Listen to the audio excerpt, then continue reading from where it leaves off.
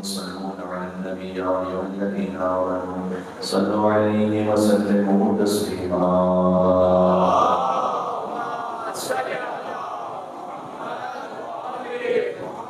أعوذ بالله من الشيطان الرجيم. بسم الله الرحمن الرحيم. وبه نستعين وهو خير ناصر ومعين والعاقبة للمتقين والجنة للموحدين والنار للعاصين. والصلاة والسلام على أشرف الأنبياء والمرسلين حبيب الله العالمين سيدنا ونبينا وشفيع ذنوبنا وطبيب نفوسنا ومولانا أبي القاسم محمد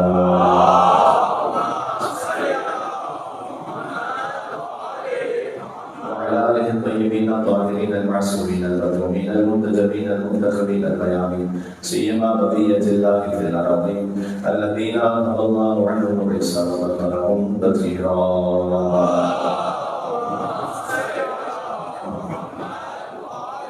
رحمة الله على محبين واللعنة الدائمة على أعدائهم أجمعين.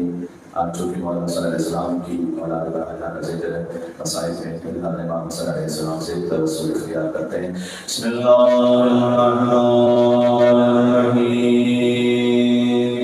یا محمد یا حسن بن علی ایھا المجتبی یا ابن رسول اللہ یا حجۃ اللہ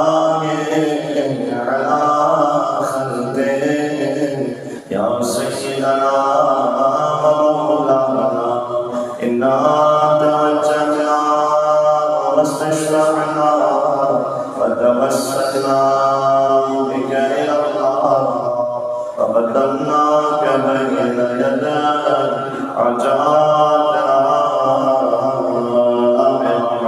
يا وجيها عند الله اشفع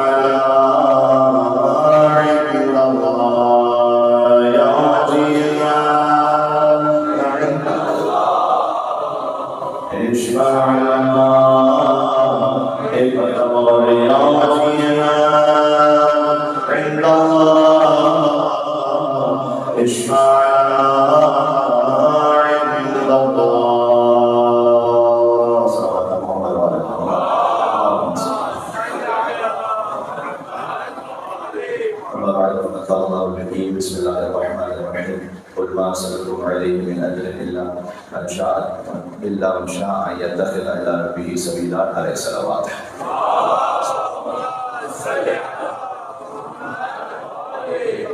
زیادہ فرمائیے گا بلند صلوات ایک اور بیٹی.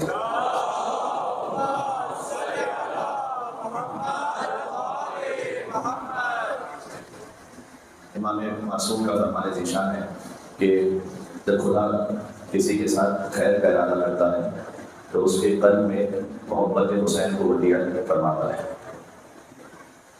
اللہ تعالیٰ نے جو ہمارا جسم خلق کیا ہے اس میں قلب کی خاص حیثیت ہے، اور یہ اللہ عز و جل یا تو حدیث قدسی ہے یا امام معصوم کا فرمان ہے کہ قلب المؤمن حرم اللہ. مومن کا جو قلب ہے وہ عام حیثیت نہیں رکھتا، مومن کا قلب اللہ کا حرم ہے. امام معصوم کا حرم ہوتا ہے جہاں امام معصوم ہے، اس طرح سے مومن کا قلب وہ اللہ کا حرم ہے. تو اللہ سبحانہ و تعالیٰ نے پورے جسم میں جس مقام کو اپنے لیے منتخب فرمایا ہے وہ قلب، اور اللہ جس کے ساتھ خیر کا ارادہ کرتا ہے اس قلب میں حسین کی محبت کو رکھتا ہے. اور آگے فرمایا وحب زیارت ہے، فقط حسین علیہ السلام کی محبت کو نہیں بلکہ ان کی زیارت کی محبت کو بھی دل میں ڈال دیتا ہے. تو اگر یہ بڑی بلیغ تعبیر ہے، بہت سے مومنین ہوتے ہیں جو کہتے ہیں کہ مولانا صاحب ہم کوشش تو کر رہے ہیں لیکن اسباب اتنے نہیں ہیں کہ ہم زیارت پر جا سکیں. تو اگر کوئی زیارت پر نہ بھی جا سکے لیکن اس کے دل میں محبت ہے زیارت کی، تو خود بخود اللہ سبحانہ وتعالیٰ نے اس کے ساتھ خیر کا ارادہ کیا ہوا ہے. یہاں یہ نہیں فرمایا کہ اللہ اس کو زیارت پر یقیناً پہنچا بھی دے گا، ہو سکتا ہے جا سکے، ہو سکتا ہے نہ جا سکے، لیکن اگر کم از کم زیارت کی محبت ہے تو اللہ سبحانہ وتعالیٰ نے اس کا خیر کا ارادہ کیا ہے. یہ خود اپنے آپ میں چیک کرنے کا معیار و پیمانہ ہے کہ اللہ سبحانہ وتعالیٰ نے اگر امام حسین کی محبت رکھی تو یقین رکھیے آپ محبت امام حسین میں تشریف فرمائے، اور ان کی زیارت کی محبت رکھی اللہ عز و جل نے خیر کا ارادہ کیا ہے. مل کے ثواب بھیجے گا نام امام حسین علیہ السلام.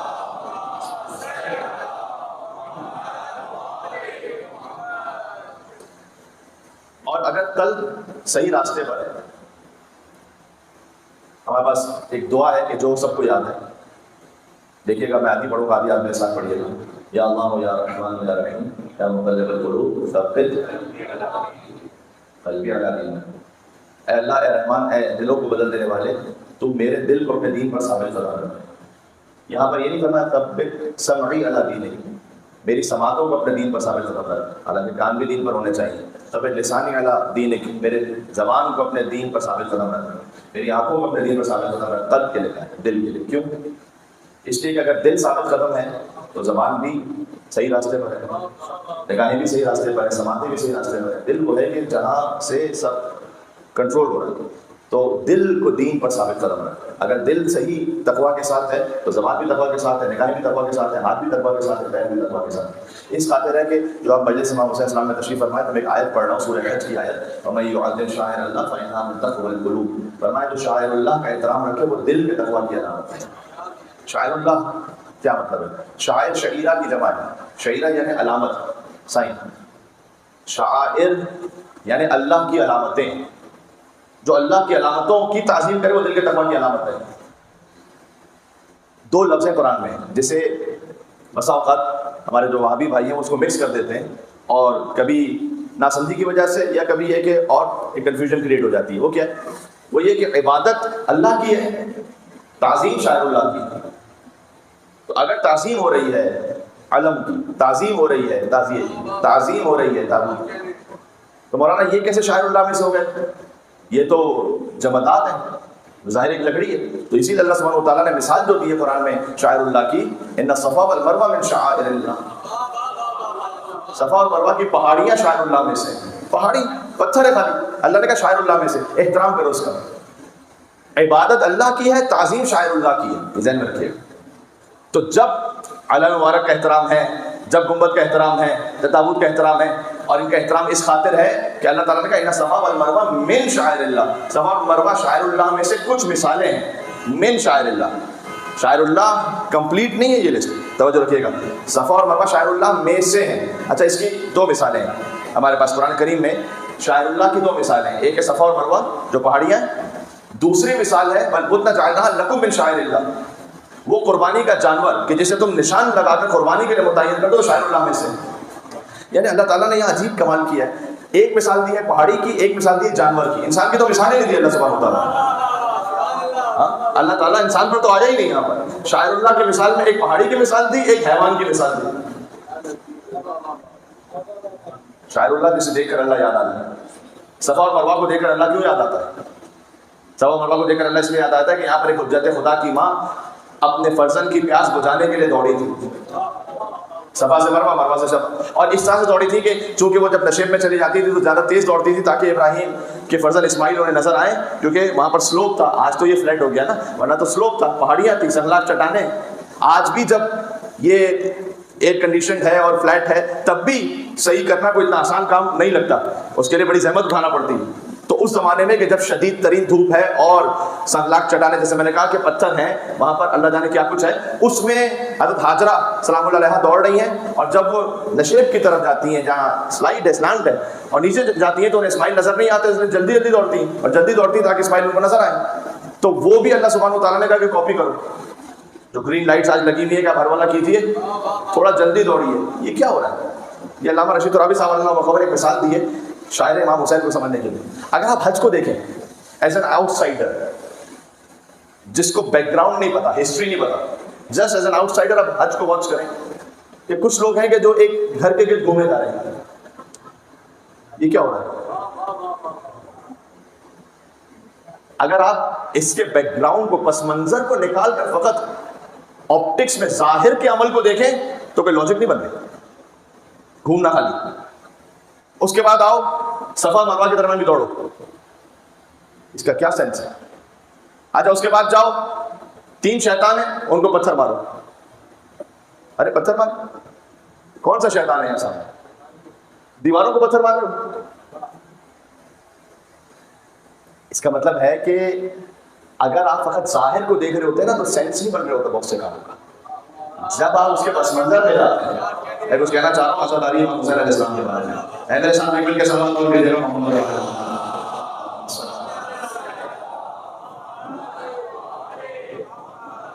تو وہاں پر لگ رہا ہے کہ یہ صفا مروا کے درمیان دوڑ رہے، سمجھ میں نہیں آ رہا کیوں. جب اس کا پس منظر پتا چلے تو پھر یہ ہے کہ اچھا اس لیے کہ نبی خدا کی فرض کیجئے کہ والدہ یہاں پر دوڑی تھی، کنکر اس لیے مار رہے ہیں کہ یہ بھی ایک تاریخ کو یاد رکھنا ہے. صحیح، تاریخ کو یاد رکھنا ہے، کیونکہ جب ابراہیم علیہ السلام اسماعیل کو لے کے جا رہے ہیں تو پہلے شیطان آیا ہے حضرت حاجرہ کے پاس بہکانے کے لیے کہ وہ دیکھو، پہلے تو ابراہیم علیہ السلام کے پاس آیا کہ تم نے خواب دیکھا ہے، خواب میں کیا بیٹے کو ذبح کر رہے ہو، ذرا عقل سے بھی سوچو. اب جہاں کوئی عشق کے معاملات ہوتے ہیں نا پھر وہاں پر عقل، وہاں پر حکم خدا کے سامنے سرنڈر ہو جاتا ہے. بظاہر کوئی سینس نہیں بنتی عقل کے حساب سے، وہ عقل کے جس میں خدا نہیں ہے کہ بیٹے کو میں ذبح کر دوں گا. اور اس فقیر کا کہا ہوا جملہ اب تک پہنچا ہوا ہے. تو جب ہم خواب میں بھی ابراہیم جیسے نہیں ہیں، ہمارے خواب آئے گا کہ ہم بیٹے کو ذبح کر رہے ہیں تو ہمیں تھوڑی کو ذبح کر دینا ہے. تو جو خواب میں ابراہیم جیسا نہ ہو محمد جیسا کیسے ہو سکتا ہے؟ فقیر نے ایک جگہ جملہ کہا تھا کہ آپ کوئی خواب دیکھ لیں اور اگر بیٹے کی گردن میں چھری رکھیں تو دیکھیں کہ دمبا آتا ہے یا پولیس آتی ہے. تو ان کے لیے تو دمبا آیا تھا، اس لیے کہ ان خاص اللہ سبحانہ و تعالیٰ کا حکم ہے. تو پتھر مارے انہوں نے، شیطان کو پتھر مارے، نکل جاؤ. پھر اس کے بعد اسماعیل کو بہکایا کہ تمہارے باپ کو کیا ہو گیا، اچھے والے جوان ہو، چھری پھیر دیں گے تمہارے گردن پہ. انہوں نے بھی پتھر مارے. پھر حاجرہ سلام اللہ کے پاس آیا کہ وہ دونوں مان نہیں رہتے کہ بھئی آپ جا کے روکیں کہ تمہارے جو شوہر ہے نا وہ گئے ہوئے بیٹے کو ذبح کر رہے ہیں. انہوں نے بھی پتھر مارے. یہ اس کی یاد ہے. ناؤ اٹ میک سینس کہ اچھا اس واقعے کی یاد ہے. عزاداری امام حسین علیہ السلام میں پیٹے جا رہے سینہ، پاپا ہے نا رو رہے ہیں، ایک عجب فخر کا عالم ہے، ہاں دیوانوں کی طرح ہے. اس کا مطلب یہ نہیں ہے کہ اس کے پیچھے کوئی سینس نہیں ہے.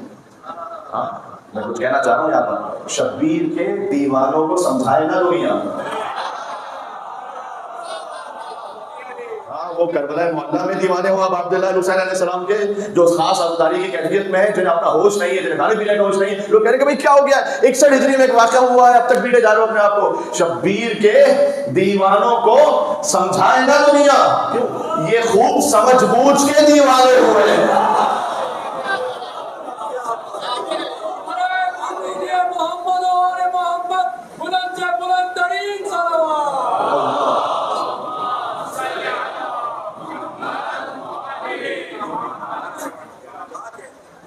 تو اس کے پس منظر میں محبت امام حسین علیہ السلام ہے، سنت رسول ہے کہ رسول اللہ خود روئیں.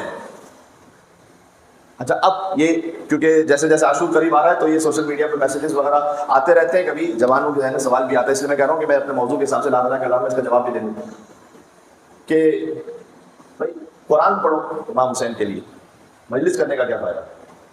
قرآن سے وہ قرآن کے لفظ سے اب سامنے بھی جو سن رہا ہے وہ سامنے کیا کرے؟ قرآن ہدیہ کرو امام حسین علیہ السلام. قرآن پڑھ کے اسے ہدیہ کیا جاتا ہے کہ جو مرنے کے بعد خود نہ پڑھ سکتا ہو. ہدیہ میں نے لوگ کے نظام میں تو حسین قرآن پڑھ رہا ہے. دوسرا یہ کہ صفا مروا میں قرآن پڑھی، چھوڑ دیجیے دوڑنا، حضرت حاجرہ کو بخشیے. کچھ میں کہنا چاہتا ہوں، ابراہیم علیہ السلام کو قرآن بخشیے، اسماعیل علیہ السلام کو قرآن بخشیے. یہ دوڑ کیا رہے صفا مروا؟ آج میری بات پہنچ سکے. اس لیے کہ اگر 2 جنریشن تک یہ کام ہوتا رہا نا، 3 جنریشن 4 جنریشن کے بعد قرآن پڑھ کے دیا کرو تو پتہ بھی نہیں ہوگا اگلی نسل کو کہ یہاں پر کون سی مادہ دوڑی تھی، کس کی خاطر دوڑی تھی. یہ عمل دیکھ کر آج تک وہ یاد زندہ ہے. بات واضح ہے. اب عبداللہ حسین علیہ السلام کے مجلس میں آنا، یہ آنسو بہانا، یہ ہمارا سینہ پیٹنا، یہ نوحہ کرنا، یہ گریہ ازاری، اس نے نسلن بعد نسلن زندہ رکھا ہوا ہے عزا امام حسین علیہ السلام کو، اور اس کے ساتھ ملا کر آپ دیکھ لیجیے تو مقصد امام حسین علیہ السلام. تو رونے والے سے پوچھا جاتا ہے کہ کیوں رو رہے، چاہتے رہے رونا. تو اب عبداللہ حسین علیہ السلام، اب یہ فقط میں نے کہا تھا عزاداری نہیں ہے بلکہ امام حسین علیہ السلام سے ایک وفاداری بھی. تو اس وفاداری میں ہم کوشش کرتے ہیں کہ اپنے آپ کو شریک کریں، بچوں کو لے کر آئیں. حسین کی اس عزاداری میں اب میں ساتھ میں موضوع سے ریلیٹ کرتے ہوئے آگے بڑھا رہا ہوں کہ جب اللہ سبحانہ و تعالیٰ نے قرآن میں کہا نا کہ اللہ اعلم حیث یجعل رسالتہ، خدا خوب جانتا ہے کہ اپنی رسالت کو کس خاندان میں رکھنا ہے. یہ قرآن کہہ رہا ہے. رسالت کا مطلب یہاں پر اصطلاحی رسالت نہیں ہے، یعنی عہدہ، ڈیزگنیشن، کوئی بھی عہدہ ہو. یہ وہ آیت ہے کہ جو فریکوینٹلی ائمہ علیہ السلام کے زمانے میں اتار پا رہی ہے. جب ان سے کوئی سوال پوچھا جائے، جب وہ کرامت دکھائیں، جب کسی مشکل کو حل کریں، تو سامنے سے یہ آیت پڑھ کے کہتے تھے کہ اللہ اعلم حیث یجعل رسالتہ، خدا جانتا ہے کہ کس خاندان میں اس نے اپنی رسالت کو رکھنا ہے. وہاں بھی ابراہیم اور اسماعیل جب گئے قربانی کے لیے تو اسماعیل علیہ السلام نہیں ذبح ہوئے. اللہ نے محفوظ رکھا کس کے لیے؟ کس کے لیے؟ قرآن ذرا اٹھا کے دیکھیں، سورہ صافات. فلما بلغ معه السعي قال يا بني اني ارى في المنام اني اذبحك فانظر ماذا ترى قال يا ابت افعل ما تؤمر ستجدني ان شاء الله من الصابرين. ابراہیم کہتے ہیں کہ میں نے خواب میں دیکھا کہ میں بیٹا آپ کو ذبح کر رہا ہوں، آپ کا کیا خیال ہے؟ کہا آپ بابا وہ کر دیجیے جس کا آپ کو اللہ نے حکم دیا ہے، آپ مجھے صبر کرنے والوں میں سے پائیں گے. فلما اسلما، جب دونوں سب تسلیم خم ہو گئے، وتلہ للجبین، اور ابراہیم علیہ السلام نے اسماعیل علیہ السلام کو پیشانی کے بل ملا دیا. ونادیناہ یا ابراہیم، تو ہم نے ابراہیم کو سزا دی. فصدقت رؤیا، آپ نے اپنا خواب سچ کر دکھایا. اس میں تو ایک بہت عظیم امتحان تھا آپ کے لیے. وفدیناہ بذبح عظیم، یہ سورہ صافات ہے کہ ہم نے فدیہ قرار دیا اسماعیل کو ایک ذبح عظیم کے لیے. اگر آپ امام حسین علیہ السلام کی اس قربانی کو یہاں اس آیت میں نہ رکھے تو ذبح عظیم کا مطلب سمجھ میں نہیں ہے. ذبح عظیم کون ہے؟ فدیہ کا مطلب کیا ہے؟ فدیہ کا مطلب ہے کہ بچا لینا کسی کو کسی کی خاطر. امام حسین علیہ السلام ہیں نسل اسماعیل میں سے. اگر اسماعیل اس وقت ذبح ہو جائے تو ظاہری سبب کے تحت امام حسین علیہ السلام دنیا میں تشریف نہ لا سکیں. تو اسماعیل کا زندہ رہنا ضروری ہے تاکہ ان کی نسل سے محمد مصطفیٰ آئے، ان کی دختر بی بی فاطمہ الزہرا ہو، اور ان کے دو فرزند حسن اور حسین ہو. تو فدیہ قرار دیا اسماعیل کو ایک ذبح عظیم کے لیے. اب آپ تفاسیر میں اٹھا کر دیکھیں جو امام حسین علیہ السلام کو مائنس کر کے اس کی تفسیر کریں گے وہ کیا کریں گے. اسماعیل علیہ السلام فدیہ ہوئے کس کے لیے؟ ذبح عظیم کا کیا مطلب ہے کہ اسماعیل فدیہ ہوئے اس دمبے کے لیے جو جنت سے آیا تھا، اور چونکہ بہت موٹا تازہ تھا اور بڑا ہیوی تھا تو اس لیے ذبح عظیم کہا گیا اس دمبے کو. جب اہل بیت کے گھر کو چھوڑتے ہیں نا تو پھر مقام نبوت کا بھی عالم ہوتا ہے کہ اسماعیل جیسے نبی وہ قربان ہو، یعنی وہ فدیہ قرار پائیں ایک ذبح عظیم دمبے کی خاطر، کہ دمبا ذبح ہو جائے اور اسماعیل ذبح نہ ہو. فدیہ ہوتا ہے کسی بزرگ شخصیت کے لیے، کسی بڑے کے لیے، چھوٹے کے لیے فدیہ نہیں ہوتا. سمجھ لیں آپ، میں بات پہنچ رہی ہے انشاءاللہ سے. تو اسماعیل فدیہ قرار پائیں ذبح عظیم کے لیے. ذبح عظیم کا کہ دمبا ہے. اس لیے میں کہتا ہوں یہ جو مقام نبوت ہے نا، یہ جو آپ کے پاس ماشاءاللہ مقام نبوت کا جو احترام ہے، اس کی وجہ کیا ہے؟ اس کی وجہ غدیر ہے. بات سنیے گا اور سمجھیے گا، اس کو محسوس کیجیے گا. یعنی میں کہنا چاہ رہا ہوں کہ جس کے کلمے میں علی ولی اللہ ہوتا ہے اس کا محمد رسول اللہ محفوظ ہو جاتا ہے، اس کا محمد رسول اللہ محفوظ ہے. السلام علیکم یا اہل بیت النبوہ میں معاملہ یہ ہے. اس لیے کسی بھی مسلمان کو یہ حق نہیں ہے کہ وہ اپنی مرضی سے نائب رسول طے کر لے، کیونکہ یہاں پر معاملہ الہی عہدے کا ہے، یہاں معاملہ ہمارے اور آپ کے معاملات کا نہیں ہے. وہ اگر اپنی جانب سے متعین کرے تو پتہ مشکل کیا ہے. کسی نے امام سے پوچھا، بظاہر امام حسن عسکری علیہ السلام سے مکالمہ بلکہ سلام میرے خیال میں آپ جس تعداد میں تشریف فرما اس سے بہتر سلامت ہو سکتی ہے.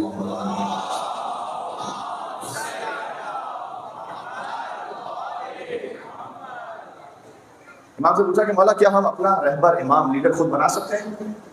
امام نے کہا اگر تم بناؤ گے تو کیا دیکھو گے اس میں بتاؤ، کیا دیکھ کے بناؤ گے؟ کہ مولا وہ عالم ہو، عادل ہو. امام نے بہت لاجیکل ہے، آپ ذہن میں رکھیے گا اس بات کو. امام نے کہا تم کسی عالم اور عادل کو دیکھ کے بناؤ گے تو ایک تو یہ ہے کہ کیا تم جانتے ہو کہ کون کتنا عالم ہے اور کتنا عادل ہے؟ پہلی بات تو یہ ہے. دوسرا اس سے زیادہ امپورٹنٹ پوائنٹ ہے، ذہن میں رکھیے گا، کیا تم اس کے فیوچر کے بارے میں جانتے ہو کہ وہ رہے گا عالم عادل؟ یہ پتہ ہے اس کی دنیا کی ایک مثال دوں میں آپ کی خدمت میں. آنگ سان سو چی، یہ ایک خاتون ہے میانمار کی. میانمار کی لیڈر جنہیں نوبل پرائز ملا 1991 میں، نوبل پرائز ملا، نوبل پیس پرائز ہوگی. اچھا یہ پیس پرائز انہیں مل گیا، اس کے بعد میانمار میں جینوسائیڈ ہوا، مسلم جینوسائیڈ 2016-17 میں. 25,000 سے زیادہ مسلمان مار دیے گئے، ہزاروں کی تعداد میں خواتین کی عصمت دری ہوئی، 7 لاکھ سے زیادہ لوگ جلا وطن ہو گئے. وہ تو پورا کرائسس چل رہا تھا. تو آپ جانتے ہیں اس میں کوئی ظاہر کرنے کی بات نہیں، آپ مجھے میڈیا پہ دیکھتے رہتے ہیں. مجھے یاد ہے کہ اس زمانے میں میں ایک میڈیا پر میانمار کرائسس کے بارے میں بات کر رہا تھا پاکستان کے ایک چینل پر. تو جو اینکر تھے انہوں نے مجھ سے پوچھا، اس کا کلپ موجود ہے ابھی تک میرے خیال میں سوشل میڈیا پہ کہیں. تو اینکر نے مجھ سے پوچھا کہ علامہ صاحب یہ جو اتنا جینیسائڈ ہو رہا ہے اور یہ جو خاتون ہیں جنہیں نوبل پیس پرائز ملا ہے، ان سے ایکسپیکٹیشن یہ تھی کہ کچھ کہیں گی، کچھ اپنے وہاں مسلمانوں کے لیے جو کمیونٹی ہے اس کے لیے کچھ اقدام کریں گے. یہ تو بالکل ہی سائلنٹ ہے اور انہوں نے تو مرنے کے لیے چھوڑ دیا. تو ان کو تو نوبل پیس پرائز ملا ہوا ہے، تو اب یہ جو ان کا کام ہے، تو کیا یہ نوبل پیس پرائز ڈیزرو کرتی تھی؟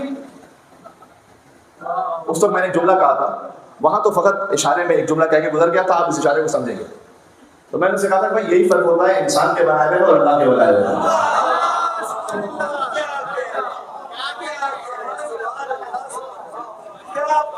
یہ بات سمجھ میں آ رہی ہے؟ یہ فرق ہوتا ہے. ایک سلوات میں یہاں پر توقع رکھتا ہوں آپ سے، کیا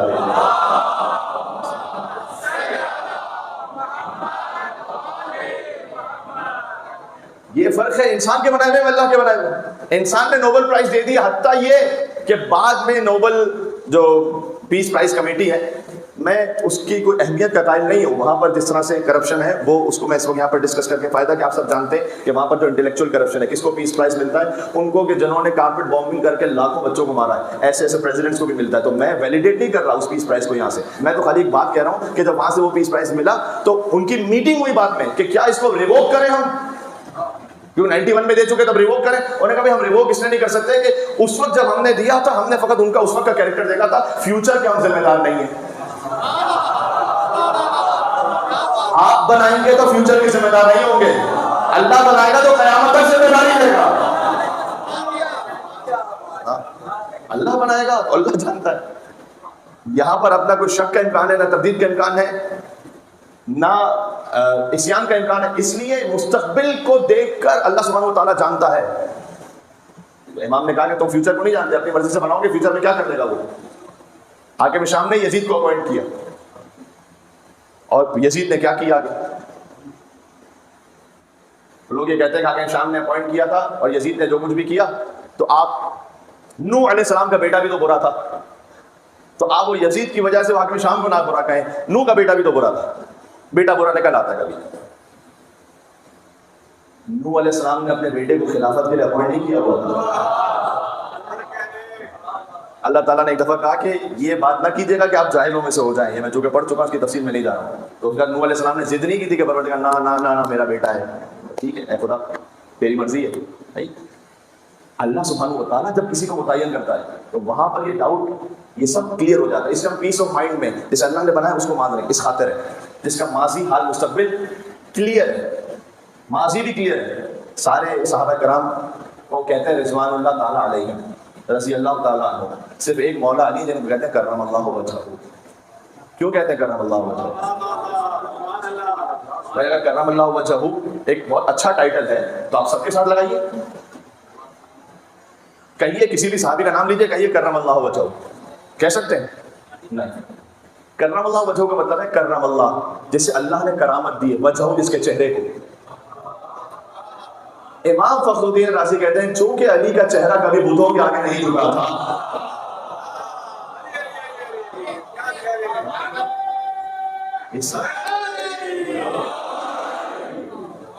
چونکہ علی کا چہرہ کبھی بتوں کے آگے نہیں جھکا تھا، اس لیے صرف علی کو کہا جا سکتا ہے کرم اللہ وجہہ. تو ان کا ماضی بھی کلیئر ہے. میں تو ایک عام ہیومن سطح میں بات کر رہا ہوں، میں تو ابھی اس اناؤنسمنٹ میں تو بات ہی نہیں کر رہا. میں تو کہہ رہا ہوں کہ غدیر کا اناؤنسمنٹ نہ بھی ہو تب بھی آپ نے کس کو ماننا چاہیے؟ لاجیکلی کس کو ماننا چاہیے؟ جس کا ماضی کلیئر ہو، جس کا مستقبل، جس کا فیوچر.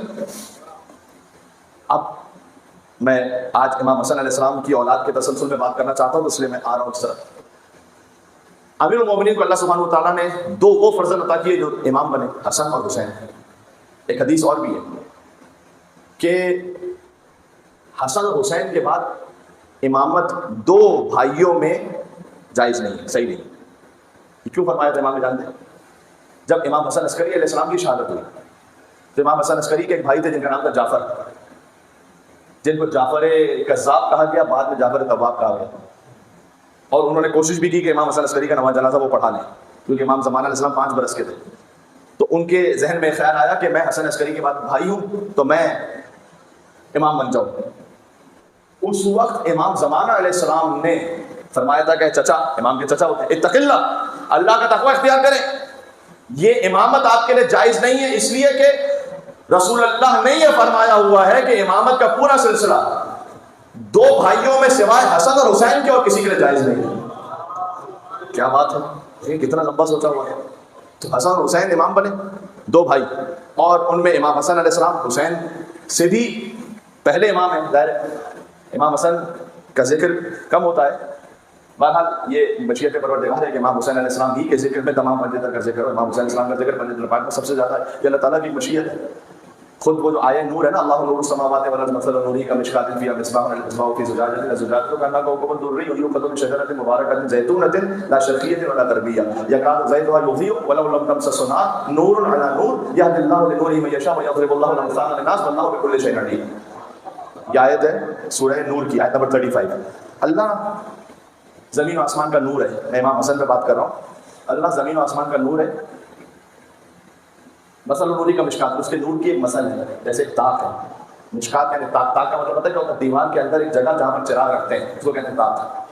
فیہا مصباح، اس طاق کے اندر ایک چراغ ہے، المصباح فی زجاجۃ، اور وہ چراغ ایک فانوس میں ہے، الزجاجۃ کأنها کوکب دری۔ یا لگے گا قرآن کی آیت ہے، کتنی سمبولک آیت ہے یہ، کیا ہے؟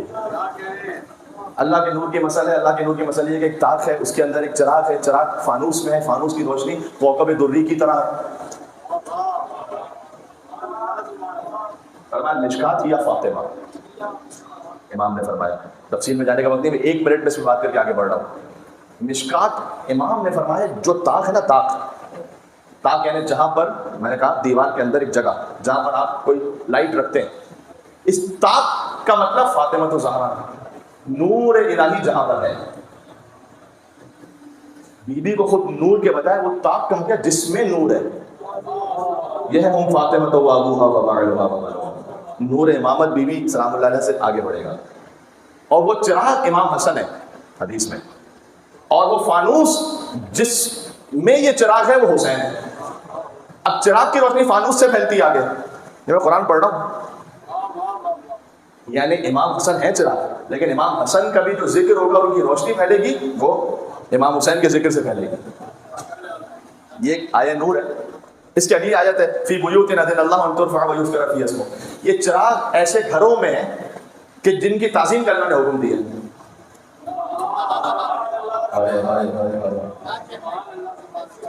ایسے گھروں میں جن کی تعظیم کا اللہ نے حکم دیا۔ جب یہ آیت نازل ہوئی، جا کے بہار اور اخبار میں دیکھے گا، یہ تو خیر شیعہ والا ہے، ہو سکتا ہے کہ بعض مسلمان کا کہ نہیں کوئی اور حوالہ دیجیے، تو ایک تفسیر اس کا نام شواہد التنزیل، عبید اللہ بن عبداللہ حسکانی حنفی نیشہ پوری کی، اس میں جا کے دیکھیے گا۔ جب یہ آیت نازل ہوئی تو ایک صاحب کھڑے ہوئے، انہوں نے پوچھا یا رسول اللہ یہ کون سے گھر ہے کہ جس میں نور الہی کا چراغ ہے؟ تو حضور نے پہلے فرمایا یہ بیوت الانبیاء، انبیاء کے گھر ہیں، انبیاء کے گھر ہیں جہاں نور الہی ہے بے شک۔ ایک اور ہستی کھڑی ہوئی، نام لے لیتا ہوں میں، حضرت ابوبکر، وہ کھڑے ہوئے، انہوں نے پوچھا ھذا البیت منہا، میں ہزاروں کے مجمع میں بات کر رہا ہوں، ریفرنس کے ساتھ بات کر رہا ہوں، ھذا البیت منہا واشار الی بیت علی و فاطمہ۔ یا رسول اللہ جو آپ نے کہا یہ انبیاء کے گھر ہیں جہاں نور الہی ہے، کیا یہ گھر بھی انہی میں سے ہے؟ اور اشارہ کیا مولا علی کے گھر کی طرف۔ اچھا اس کا مطلب ہے کہ میں مسلمانوں سے دستگفتہ کہنا چاہتا ہوں کہ حضرت ابوبکر رضی اللہ تعالی عنہ وہ یہ بات جانتے تھے کہ رسول اللہ جب انبیاء کی فضیلت بیان کریں تو کوئی صحابی اس میں شریک نہیں ہو سکتا ہے، اگر نبی کی فضیلت میں کوئی شریک ہو سکتا ہے تو وہ حیدر کرار رسول اللہ۔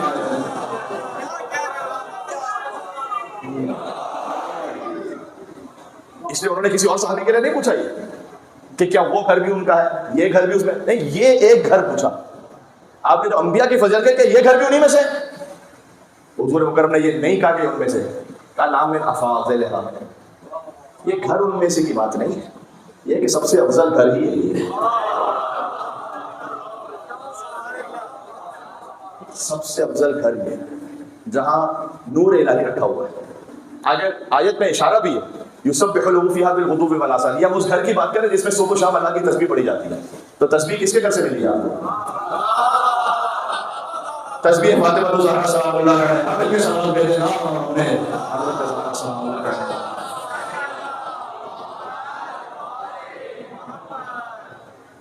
یہ نور الہی آگے بڑھا.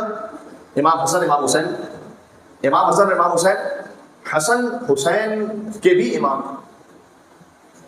یہ جملہ اگر آپ اس کو ذرا تصور فرمائیے، امام حسن کا کیا مقام. حسن کو بادشاہ خاص و عام کہتے ہیں، علی کا نائب و قائم مقام کہتے ہیں، اور دلیل ایک ہی کافی ہے ان کی عظمت میں کہ انہیں حسین بھی اپنا امام کہتے ہیں، حسن علیہ السلام. بلکہ اگر اس بات کو آپ اپنے محسوس کر سکیں کہ حسین علیہ السلام ان کا تو الگ سے نام نہیں رکھا گیا. حسن کا مطلب جس میں ساری خوبیاں ہوں. حسین یعنی چھوٹا حسن. حسین اس میں مصغر ہے. عربک لینگویج میں آپ دیکھیں حسین کا مطلب جس کو ایک کوئی ہستی ہو، کوئی مقام ہو، اس کو کمپریس کر کے، خلاصہ کر کے کسی میں کہنا ہو، اس کے لیے فعیل کا بدل یوز ہوتا ہے. ہاں جیسے ابن کا مطلب ہے بیٹا، اسی سے ہے بونائی، چھوٹا بیٹا. حسن یعنی جس میں سارے کمالات جمع ہو. حسین وہی کہ جو چھوٹا حسن. امام حسین کو چھوٹا حسن کہا گیا، یعنی حسین کو بڑا کر دیں تو حسن بنتا، حسن کو چھوٹا کر دیں تو حسین بنتا. ابھی وہ معاملہ ہی حل ہو گیا کہ ایک نے شروع کی تھی، ایک نے جنگ کی تھی. یہ ایک ہی ہے، حسن بھی وہی ہے، حسین بھی وہی ہے. ہاں میں ایک جملہ کہہ رہا ہوں، فرق حسن اور حسین میں نہیں ہے، فرق یزید و معاویہ میں. ہاں اس لیے یہ الگ الگ رد عمل ہے یہاں پر کہ امام حسین السلام سے بیعت مانگی جا رہی ہے. تو امام حسن امام حسین، حسین چھوٹے حسن. حسن بھی حجت حق ہیں، یہ اعتماد رہے، اور حسین چھوٹے حسن ہے، یہ بات یاد رہے. جناب امروہی صاحب نے یہ کہا. امام حسن سے وہ نور امام حسین السلام کا چلا. اب امام حسن اور امام حسین کا نور ایک جگہ جمع ہوا ہے. میں حضرت قاسم ابن حسن علیہ السلام کے حوالے سے مسائل سے تھوڑا سا دور ہوں، لیکن میں چاہتا ہوں کہ یہ بات پہنچے.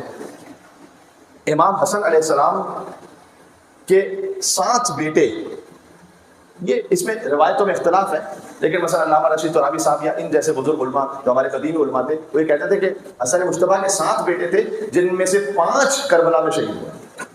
ایک نہیں، فقط قاسم ابن حسن نہیں، حسن علیہ السلام کی پوری شرکت ہے کربلا میں. 5 بیٹے اور 4 بیٹے تو تقریباً سب نے لکھا ہے کہ امام حسن علیہ السلام کے شہید ہوئے کربلا میں. امام حسن علیہ السلام کی ایک ہی بیٹی ہے. امام حسن علیہ السلام بیٹے ہیں لیکن بیٹی ایک ہی، اور اس بیٹی کا نام ہے فاطمہ، فاطمہ بنت حسن. یہ اتنی عظیم الشان بیوی ہے کہ لم یدرک فی آل حسن مثلها. یہ امام علیہ السلام نے ارشاد فرمایا کہ آل حسن میں، پوری امام حسن علیہ السلام کی جنریشن میں قیامت تک ان جیسی معظمہ بیوی کوئی ہے ہی نہیں. ان کا ازدواج ہوا ہے امام زین العابدین سے، حسین کے بیٹے اور حسن کی بیٹی، جن سے ولادت ہے امام محمد باقر علیہ السلام کی. آپ اس سلسلہ امامت کو ذرا محسوس فرمائیے گا. ایک سوال یہ کیا جاتا ہے کہ بھائی شیعہ حضرات چلیں ٹھیک ہے آپ امام مان رہے غدیر سے، اس کے بعد حسن حسین، پھر امامت کے کنٹینیوشن کو آپ نے فقط حسین کی اولاد میں رکھا، حسن کی اولاد میں کیوں نہیں؟ اس کا جواب ہے امام علیہ السلام کی یہ دختر کہ جن کا ازدواج ہوا امام زین العابدین سے، اور اب امام محمد باقر علیہ السلام وہ امام حسین کے پوتے ہیں، امام حسن کے نواسے ہیں. لہذا امام محمد باقر سے جو نسل آگے بڑھی ہے وہ حسنی بھی ہے، وہ حسینی بھی ہے. بات سمجھ میں آ رہی ہے آپ کو؟ لم یدرک فی آل حسن مثلها. یہ وہ فاطمہ بنت حسن ہے کہ ان جیسی آل حسن میں کوئی معظمہ ہے ہی نہیں. یعنی کیا؟ یعنی یہ کہ آل حسین میں کوئی امام زین العابدین جیسا نہیں، اور آل حسن میں کوئی فاطمہ بنت حسن جیسی نہیں ہے. جب ان کا ازدواج ہو تو اس بچے کی ولادت ہے امام محمد باقر کہ جو ہو بہو رسول جیسے. امام محمد باقر علیہ السلام ان کا پورا جسم، رسول اللہ نے فرمایا تھا شمائلہ شمائل، جابر بن عبداللہ انصاری سے کہا تھا کہ سلام کہنا میرا، تم میرے 5ویں فرزند سے ملو گے، اس کا سلام کہنا میرا. امام محمد باقر علیہ السلام کو جابر بن عبداللہ انصاری نے رسول اللہ کا سلام پہنچایا تھا. تو یہ کیوں پورے امام محمد باقر رسول اللہ کی شبیہ ہیں؟ اس لیے کہ امام حسن علیہ السلام کے لیے روایت میں ہے کہ وہ سر مبارک سے کمر مبارک تک رسول اللہ جیسے تھے، اور امام حسین علیہ السلام کمر مبارک سے پائے مبارک تک رسول اللہ جیسے تھے۔ اس میں بھی ایک رمز تھا کہ جو سر اور دھڑ یہ حصہ ہے یہ امام حسن رسول اللہ سے مشابہ ہے، اس لیے کہ اس میں ہاتھ آتا ہے، حسن ہاتھ سے سلوک کریں گے، اور پھر کمر مبارک سے پائے مبارک تک حسین رسول اللہ جیسے ہوں، اس لیے کہ حسین جائیں گے میدان جنگ میں اور جنگ کریں گے، تو حسن کی سلب بھی رسول اللہ کے سلب ہے اور حسین کی جنگ بھی رسول اللہ کی جنگ ہے۔ یہ حضور نے فرما دیا تھا کہ حسن اور حسین ابنایا آزاد، یہ دونوں میرے بیٹے امام ہیں، کام اوقات چاہے سلوک کر لیں چاہے جنگ کریں۔ بلکہ میں مسلمانوں سے کہتا ہوں ذرا غور فرمائیے گا، آپ تمام سے جہاں تک آواز آ رہی ہے کہ بڑے بڑے بزرگ علماء نے یہ لکھا ہوا ہے کہ رسول اللہ کو بظاہر تو شہادت نہیں ملی، بظاہر رسول اللہ شہید نہیں ہوئے، یہ ایک الگ قول ہے کہ بہرحال رسول اللہ بھی شہید ہوئے تھے، لیکن اگر آپ عام اس میں دیکھیں تو رسول اللہ کی وفات ہوئی، تو رسول اللہ کی وفات ہوئی تو شہادت ایک اتنا بڑا عہدہ ہے، تو رسول اللہ کیا اس سے محروم رہ گئے؟ شہادت تو بہت سارے نبیوں کو ملی ہے، تو کیسے ہو سکتا ہے کہ فضیلت جو نبی کو ملی وہ رسول اللہ کو نہ ملی؟ تو بزرگ علماء اہل سنت نے اس کا جواب لکھا ہے، جواب میں لکھا ہے کہ نہیں، رسول اللہ کو شہادت ملی، لیکن ایسے شہادت ملی کہ ایک شہادت جہری، ایک شہادت سری ہے، ایک چھپی ہوئی شہادت، ایک کھلی ہوئی شہادت ہے۔ چھپی ہوئی شہادت امام حسن کے حصے میں آئی، کھلی ہوئی شہادت امام حسین کے حصے میں آئی۔ تو چونکہ شہادت کی دو قسمیں تھیں لہٰذا اللہ نے ان شہادتوں کو رسول کے نواسوں میں تقسیم کر دیا، تو جو حسن کی شہادت ہے وہ رسول اللہ کی شہادت ہے، اور حسین کی شہادت بھی رسول اللہ کی شہادت ہے۔ تو مجھے کہنے کا حق دیں کہ اگر امام حسن کی شہادت رسول اللہ کی شہادت ہے، امام حسین کی شہادت رسول اللہ کی شہادت ہے، تو جو امام حسن کا قاتل ہے وہ بھی رسول اللہ کا قاتل ہے، اور جو امام حسین کا قاتل ہے وہ بھی رسول اللہ کا قاتل ہے۔ تو پھر اس میں گھبرانے کی کیا بات ہے کہ جب امام حسن امام حسین کے قاتلوں پر ہم لعنت بھیجیں؟ ہم تو رسول اللہ کے قاتلوں پر لعنت بھیج رہے ہیں۔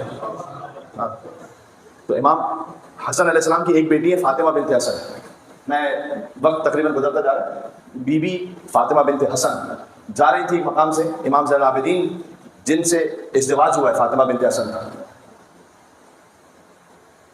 نہیں ان سے روایت میں امام محمد باقر جو کہ والدہ فاطمہ بنت حسن ان کی والدہ بنتی ہیں، تو امام محمد باقر یہ کہتے ہیں کہ میں نے دیکھا کہ میری والدہ گزر رہی تھی ایک جگہ سے اور دیوار گرنے لگی۔ میں اس بی بی کا ذکر اس لیے کر رہا ہوں کہ اس بی بی کا تعلق ہے کربلا سے، غور کیجیے گا، یہ کم مومنین جانتے ہیں، لیکن میں پہلے ان کی ایک فضیلت ذکر کرتا ہوں۔ دیوار گرنے لگی تو میری والدہ بی بی فاطمہ بنت حسن اس دیوار کے ساتھ تھی، تو اٹھی، انہوں نے دیوار کی طرف اشارہ کیا، فرمایا ما اذن اللہ لہ بالسقوط لا بحق المصطفیٰ، تجھے مصطفیٰ کے حق کا واسطہ ہے، اللہ نے تجھے ابھی گرنے کی اجازت نہیں دی ہے۔ پھر بی بی اٹھی ایک جگہ پر، دیوار امام فرماتے ہیں کہ ہوا میں معلق رہی اور میری والدہ جب گزر گئی پھر دیوار گری۔ یہ کن فیکون کی منزل ہے، کوئی معمولی بات نہیں ہے۔ کیا شان ہے اہل بیت اطہار کے گھر کی مستورات کی کہ اگر فاطمہ بنت حسن ان پر دیوار گر رہی ہو اور وہ اشارہ کریں تو گرتی بھی دیوار رک جائے، اور علی کی ماں فاطمہ بنت اسد اشارہ کریں تو دیوار کعبہ شروع ہو جائے۔ تو یہ حضرت فاطمہ بنت حسن کا ازدواج ہوا امام زین العابدین سے، ان سے امام محمد باقر علیہ السلام۔ حضرت فاطمہ بنت حسن کربلا میں موجود تھی،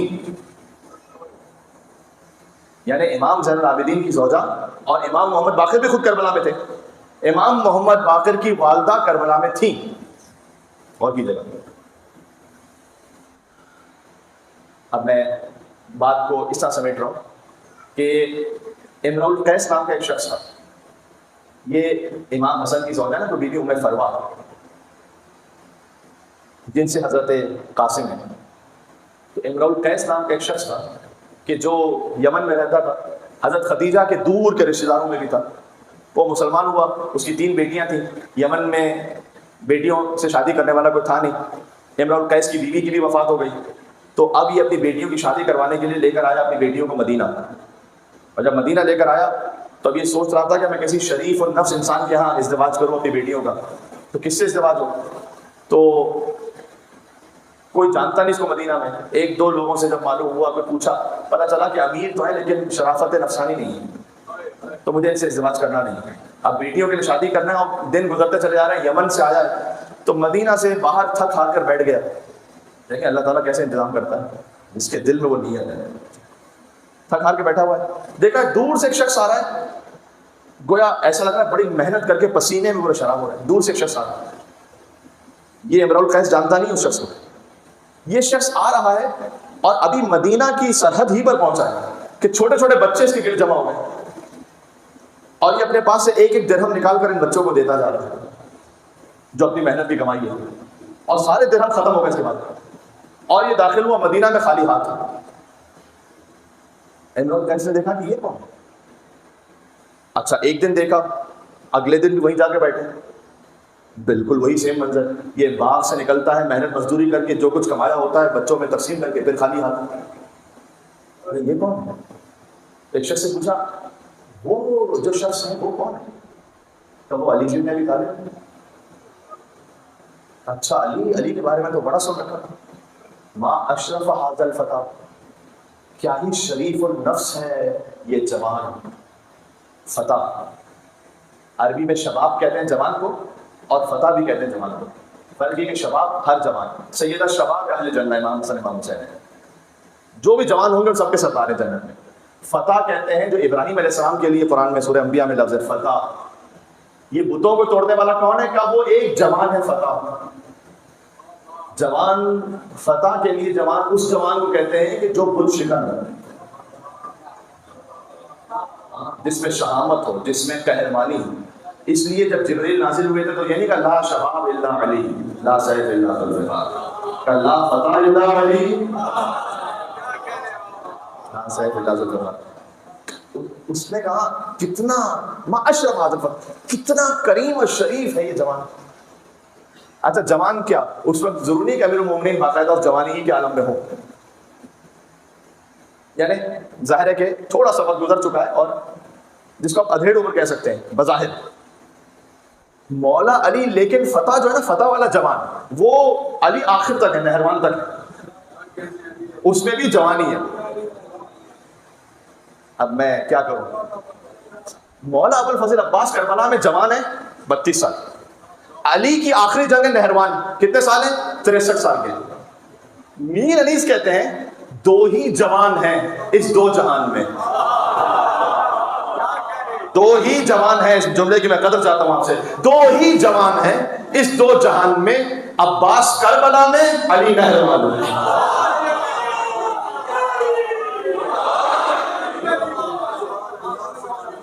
وہ عباس جو 32 برس کے کربلا میں ہے نا، وہ علی 63 برس کے نہروان میں۔ آگے آ کر پوچھا کہ آپ علی ہیں؟ جی میں علی ہوں۔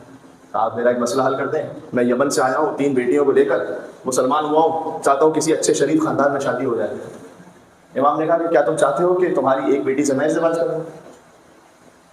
بڑی بیٹی، ارے اس سے زیادہ بڑی کیا سعادت ہوگی، مجھے تو اس پورے مقام پر آپ سے زیادہ کوئی کریم اور شریف نظر ہی نہیں آتا، تو میرے لیے تو کتنی بڑی سعادت ہے، کیونکہ بڑی بیٹی کا نام ہے ماہیہ۔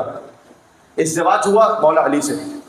اب ہمارے یہاں دیکھیں یہ تھوڑا سا ہو سکتا ہے کہ اتنا کمپیٹیبل نہ ہو اس طرح کی جو ازدواج اس طرح کے جو معاملات ہوتے ہیں، کیونکہ آگے جو میں لفظ کہنے لگا ہوں، ان کی جو دوسری بیٹی ہے اسی امرؤ القیس کی، ان کا نام ہے سلمہ یا نفیلہ یا رملہ، جن کی کنیت ہے ام فروا۔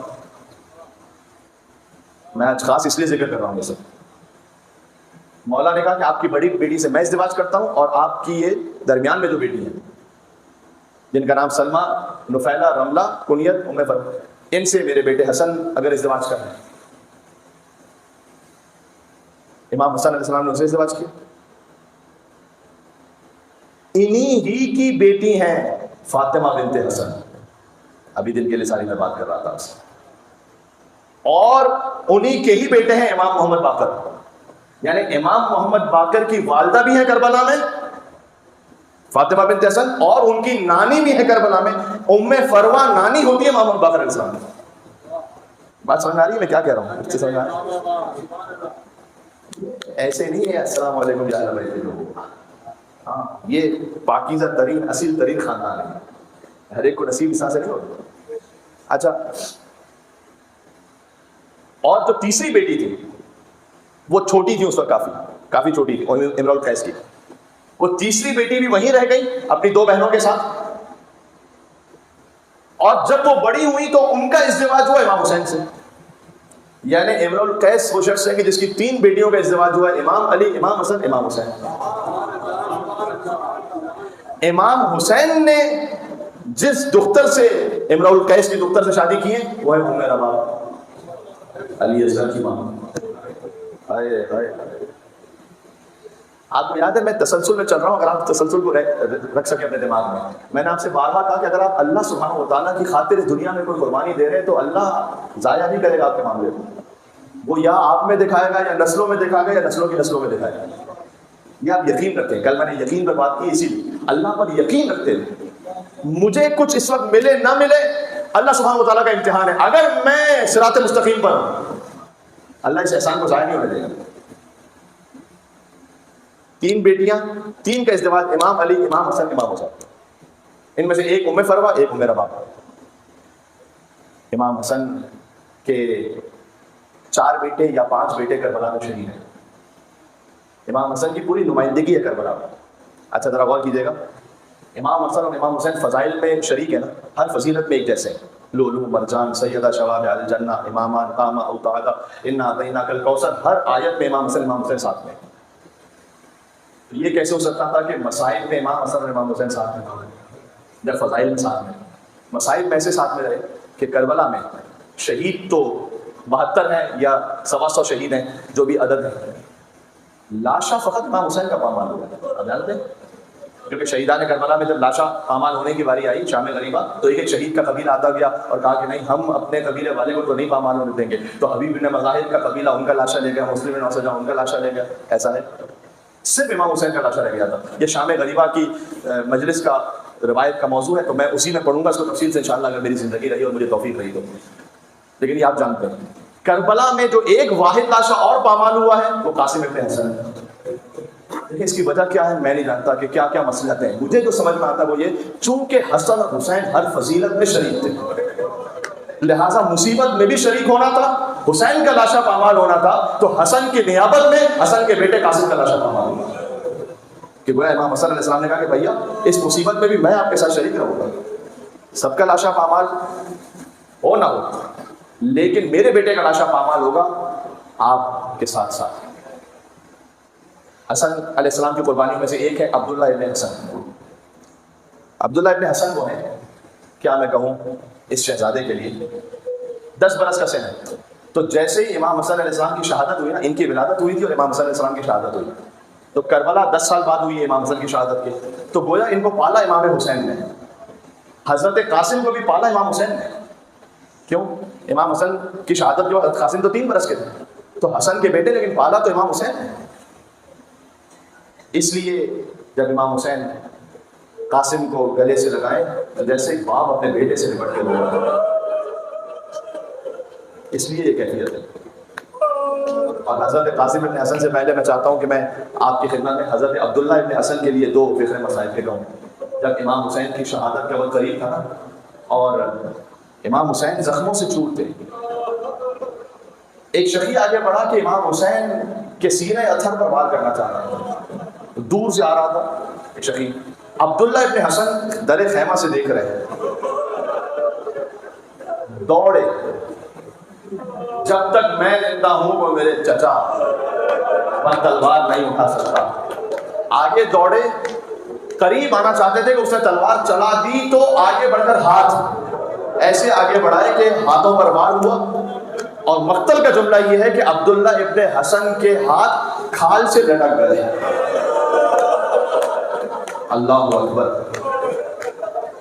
اللہ اکبر.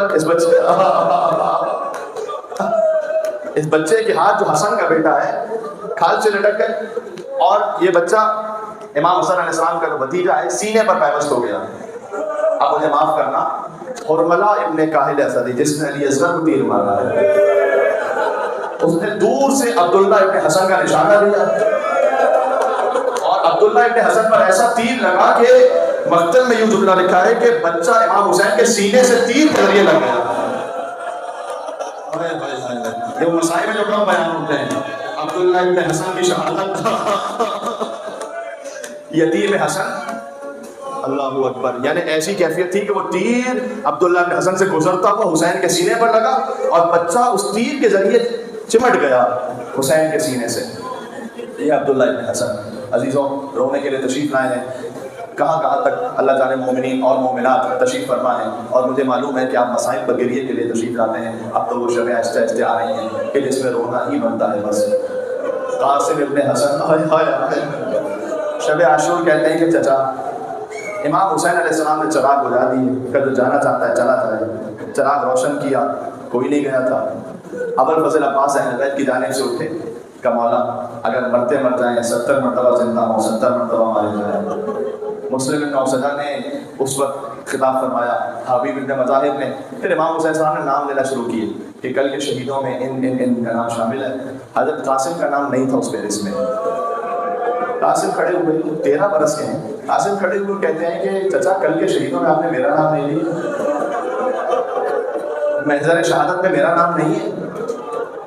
امام حسین علیہ السلام دنیا کو یہ بتانا چاہتے ہیں کہ میں اپنے بھتیجوں کو جبر کے ساتھ نہیں لے کر آیا، یہ اپنی رضا سے آئے ہیں یہاں پر، اپنی دل سے قربانی پیش کر رہے ہیں یہاں پر۔ پوچھا کیف الموت عندک، بیٹا قاسم موت کیسی آپ نے کہا؟ فرمایا احلی من الاسد۔ اللہ اکبر، 13 برس کا ایک نوجوان جیسے دنیا اپنی طرف کھینچ رہی ہو، قاسم کہتے ہیں موت تو شہد سے بھی زیادہ شہید ہے، میٹھی۔ کیا بس کل کے شہیدوں میں فرق آپ کا نہیں، آپ کے ننھے بھیا علی اصغر کا نام۔ قاسم اپنی شہادت پہ سن کر مطمئن ہو گئے، لیکن کہتے ہیں کہ اے چچا علی اصغر کا نام بھی شامل ہے۔ تو ذہن میں وہی تصور ہے کہ علی اصغر تو جائیں گے نہیں مقتل میں، تو پوچھ لیا کہ کیا یہ فوج بے حیا خیموں میں گھسے گی؟ حضرت قاسم سے برداشت نہیں ہو سکا یہ سوچ بھی کہ یہ خیموں میں گھسائیں گے۔ میں کہوں گا اے شہزادہ قاسم کاش شام غریبہ ہوتے، بیویاں ایک خیمے سے دوسرے خیمے میں، دوسرے خیمے سے تیسرے خیمے میں جا رہی تھی۔ کسی نے امام زین العابدین سے پوچھا تھا شام غریبہ بیویوں کی کیا کیفیت تھی؟ امام نے کہا سوال کرنے والے تو نے میرے تن کو پھر زخمی کر دیا۔ امام کے پاس ایک تسبیح تھی، تسبیح کو توڑ دیا امام نے، دانے بکھر گئے۔ کہا دیکھ جیسے یہ دانے بکھر گئے نا ویسے شام غریبہ فاطمہ کی بیٹیاں بکھر گئی تھیں۔ امام حسین علیہ السلام نے شہزادہ قاسم کو تسلی دی، کہا نہیں اے میرے بھتیجے قاسم، میں خود علی اصغر کو لے جاؤں گا، ہاتھوں پہ اٹھا کے خود لے جاؤں گا۔ بس اب قاسم کو یہ تو ہے کہ میرا نام شہیدوں میں ہے، لیکن اب چچا مجھے جلدی بھیجیں، تو بار بار آتے ہیں، آ کر کہتے ہیں چچا کیا مجھے اجازت ہے کہ میں جاؤں مقتل میں، کیا مجھے اجازت ہے کہ میں جاؤں مقتل میں؟ اور بار بار فرماتے امام حسین تم میرے بھائی کی نشانی ہو، تم میرے بھائی کی نشانی ہو۔ یہاں تک کہ سر جھکا کر آئے اور ماں ام فروا کے پاس آ کے بیٹھ گئے۔ آپ ایک ہی تو شب آتی ہے پورے سال میں جہاں تفصیل سے حضرت قاسم کا ذکر ہو سکے، تو آ کے بیٹھ گئے سر جھکا کر، کہا کہ اماں جان میں بار بار کہتا ہوں چچا کو، لیکن چچا مجھے اجازت دیتے نہیں ہیں۔ بیوی میں فرما نے فرمایا، دیکھیں یہ بات ذاکرین پڑھا کرتے تھے اسے، اور میں انہی کی اطلاع اس کو پڑھ رہا ہوں، یہ جملہ آگے کہنے لگا ہوں کہ بیوی میں فرما نے یہ کہا کہ بیٹا قاسم آپ کو یاد ہے جب آپ کے بابا کا آخری وقت تھا تو انہوں نے آپ کے بازو پر ایک تعویذ باندھا تھا، اور آپ سے بھی کہا تھا اور مجھ سے بھی کہا تھا کہ جب کوئی مشکل وقت آ جائے تو اس تعویذ کو کھول لیجیے گا۔ اب میں مسائل پر رونے والوں سے جملہ کہنا چاہتا ہوں، ماں باپ تعویذ مانگتے ہیں کہ ان کا بچہ بچ جائے۔ حسن نے تعویذ باندھا تھا کہ میرا بچہ مر جائے، حسین پر قربان ہو جائے۔ فوراً تعویذ کھولا، اس میں تحریر لکھی ہوئی تھی کہ یہ تحریر ہے حسن ابن علی کی طرف سے، اے حسین جب آپ پر مشکل وقت ہو تو میری نیابت میں میرے قاسم کو آپ قربان ہونے کی اجازت دیجیے گا۔ بس اب تو حکم امام آ گیا، حسن حسین کے بھی امام ہیں۔ میں نے بڑے اچھے ذاکر مولانا منتظر عباس نقوی صاحب مرحوم ہو گئے، ان سے جملہ سنا تھا، گویا اب تک حسین بھیج نہیں رہے تھے کہ بھائی کی نشانی ہے، اب حسین روک نہیں سکتے اس لیے کہ حکم امام آ گیا ہے۔ اب حسن نے یہ کہہ دیا ہے کہ میرے بیٹے کو جانے دیں، تو دونوں چچا اور بھتیجے مل کر اتنا روئے کہ خوشیاں آ رہی ہیں، دونوں پر خوشی تاری ہو گئی۔ عزیزوں کربلا میں پانی نہیں تھا، شہزادی زینب کے آنسو بہے۔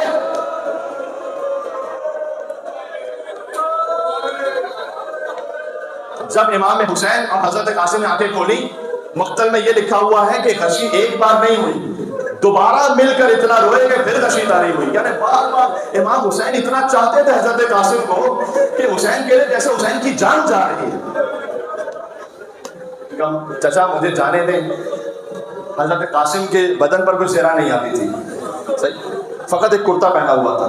اچھا جو کرتا پہنا ہوا تھا، امام حسین علیہ السلام نے اس کرتے کو چاک کیا یہاں سامنے سے۔ کہا چچا جانی آپ نے چاک کیوں کر دیا؟ کہا یہ یتیموں کی نشانی ہوتی ہے۔ تو اسے دیکھ کر شاید کوئی تو اس پر رحم کر جائے کہ تیرا باپ نہیں ہے، وہ یتیم ہے، شاید کوئی رحم کر۔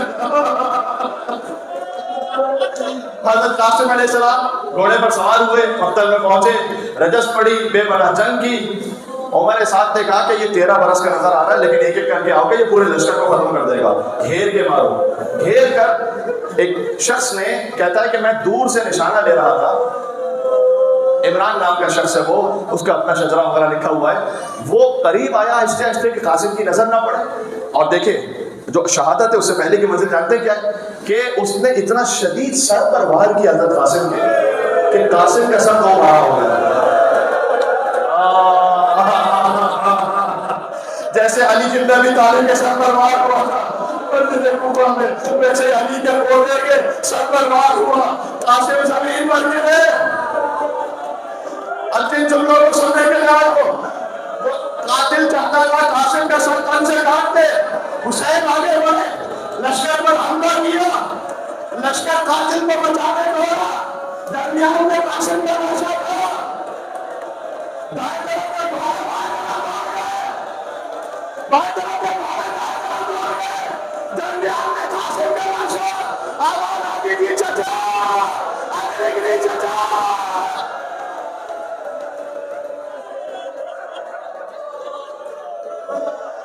وہ جملے میں کیسے ان جملوں کو پڑھوں؟ قاسم کا لاشا بکھرتا گیا، پامال ہوتا گیا، قاسم ٹکڑے ٹکڑے ہوتے گئے، اللہ اکبر، ڈھونڈے دوڑ رہے تھے قاسم کے لاشے پر، کہتے ہیں ڈاک پر سزا دی تھی چچا آخری نے۔ حسین پہنچے یا قاسم کے لاشے پر تو ایک مرثیہ پڑھا ہے، فرمایا اے بیٹا قاسم تیرے چچا کے لیے بہت سخت ہے کہ تو چچا کو بلاتا رہے، چچا تیرے لاشے کو بامانی سے بجا رہے، قاسم کو ٹکڑے ہو جاتے۔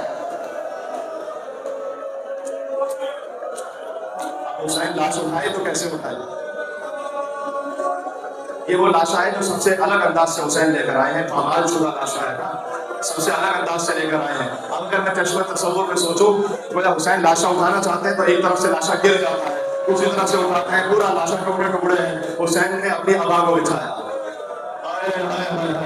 یا علی مدد، ٹوٹی ہوئی پسلیاں اٹھائیں، یا علی مدد، کٹی ہوئی انگلیاں اٹھائیں۔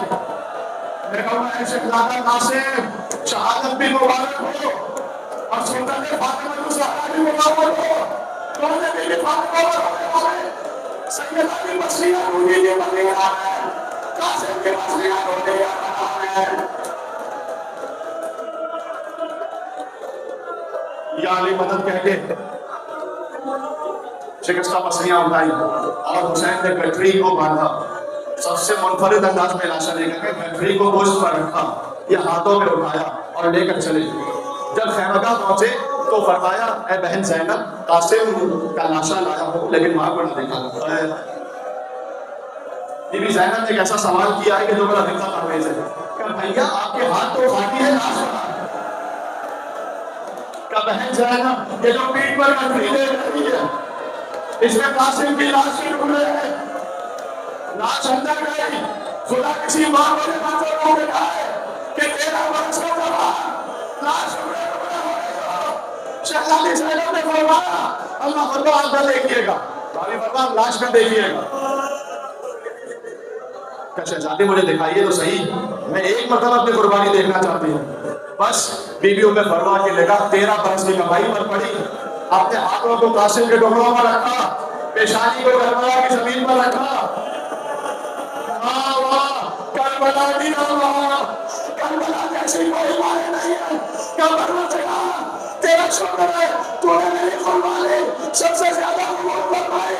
آخری بیٹا حسین جب اکبر کا لاشا آیا، ایک طرف اکبر کا لاشا رکھا، ایک طرف قاسم کا لاشا رکھا، یعنی ایک طرف اپنا بیٹا ایک طرف بھائی کا بیٹا، درمیان میں حسین لے گئے، ایک ہاتھ اکبر کے لاشے پر ایک قاسم کے لاشے پر، کہتے ہیں پروردگار وہاں قربلا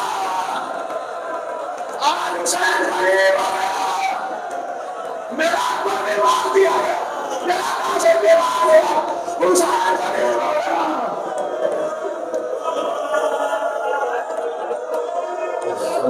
وعلى